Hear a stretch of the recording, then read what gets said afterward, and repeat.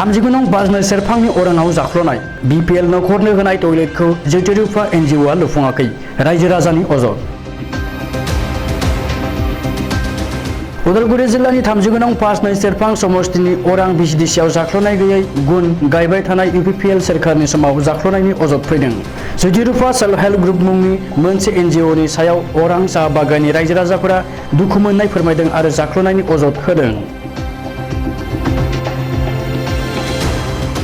भारत सरकारनि स्वच्छ भारत अभियाननि जोहै पाब्लिक हेल्थ इन्जिनियारिं बिफाननिफ्राय BPL एबा निखावरिफोरनो राननानै होनाय टयलेट एबा खिखरसालिखौ जैतरुफा सेल्फ हेल्प ग्रुप NGOआ आथिखालाव लुफुंनानै होआखै।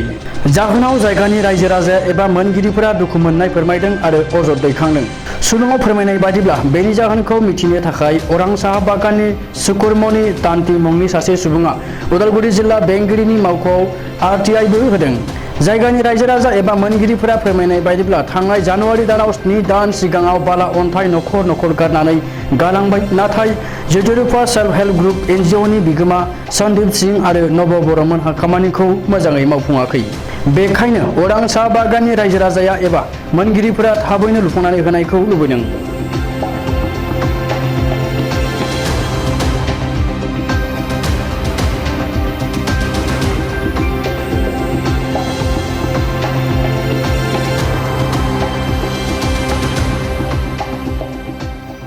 बालू पेलाइছে 7 माह मान হৈ গ'ল।